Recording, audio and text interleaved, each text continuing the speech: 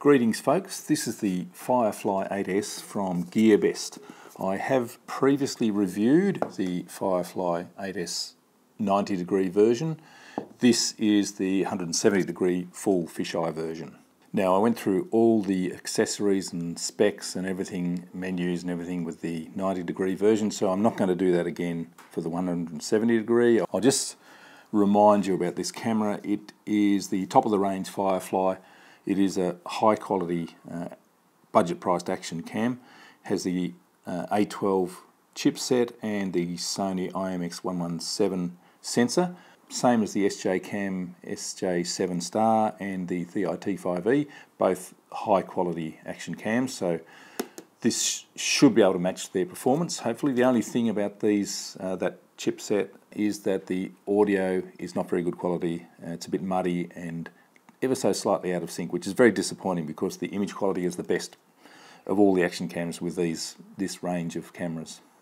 So hopefully in the future we'll be able to get this quality of video and stills with good quality audio as well, but it's not there at the moment.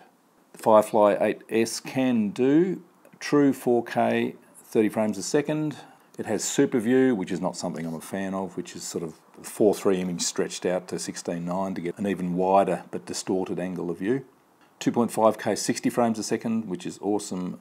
1080 120 frames a second, which is amazing.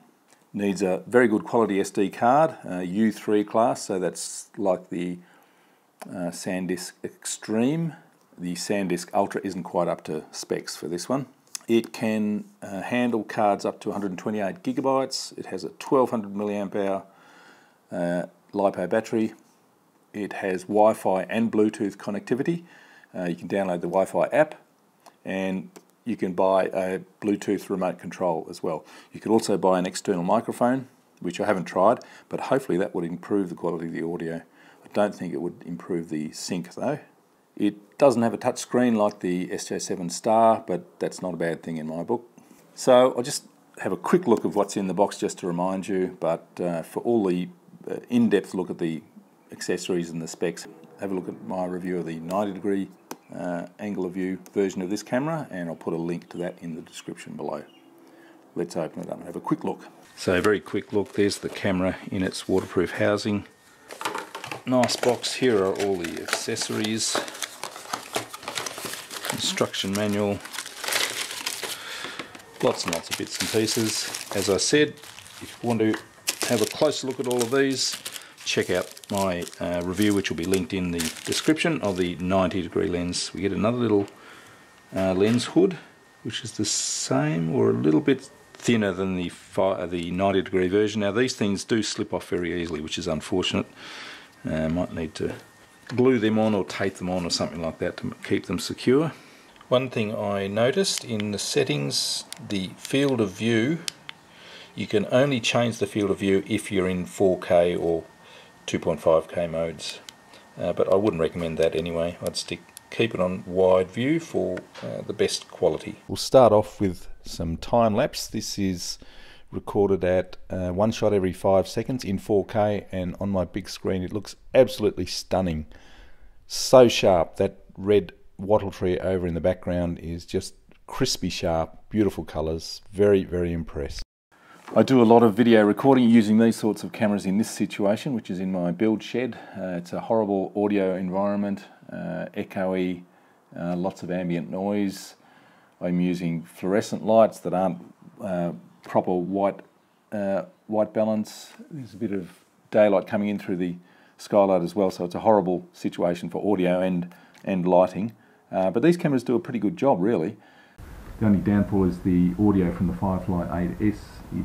It's muddy and it's a little bit out of sync. All of the cameras using the A12 chip seem to have that problem.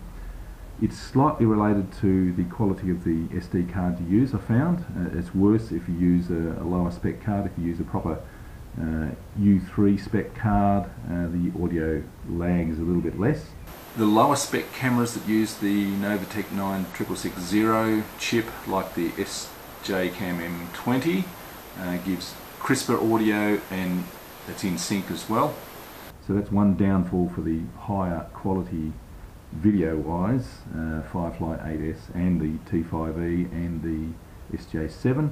And that poor audio is the main reason that I use a lapel mic in this situation and record it onto my iPhone and then sort of sync up the audio later on. Gives much better quality, and I can move around and talk as well. So at the moment in the shed I'm working on this Zephyr Z2 wing, 1.4 metre wingspan. It's a brute of a wing, built for high speed, built for long range and built for FPV. Almost ready. Going to be flying that very soon. So although the audio for talking to camera isn't the best from this one, the lights off yet.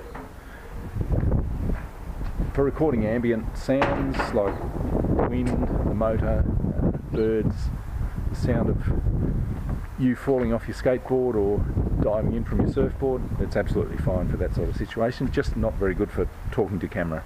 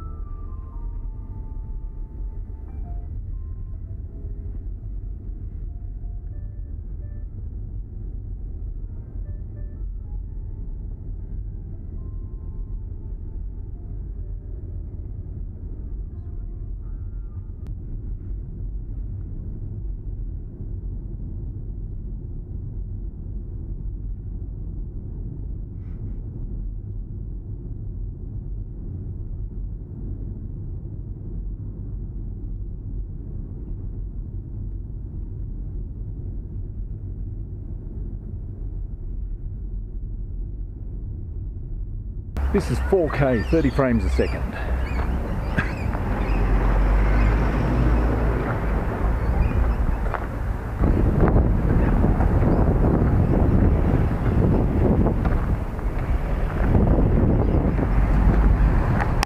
.4K Superview, 25 frames a second.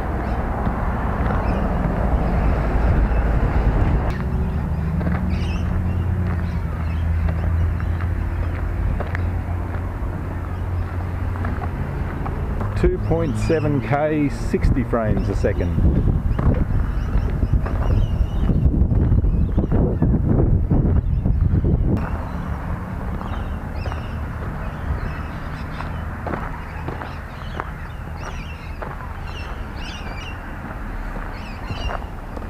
This is 1080/60, and now we can use the gyro, so gyro is off.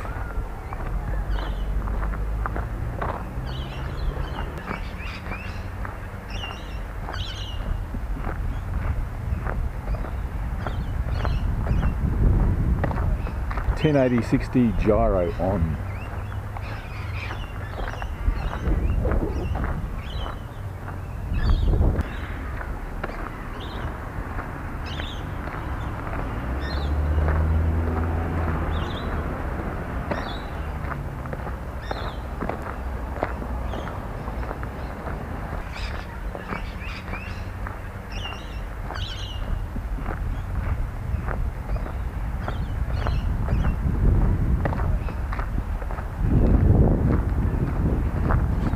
2.5K wide view.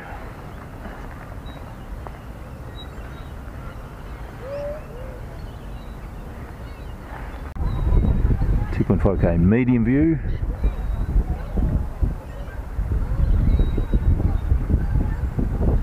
.5K narrow view.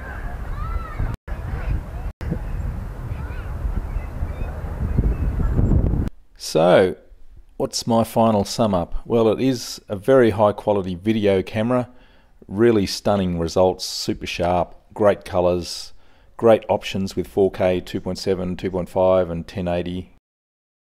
Gyro works well, but only on 1080p. I was surprised by the field of view on 2.5K. You could zoom in on the field of view and still have great quality video. That's one of the first cameras I've seen that on, so that's very good.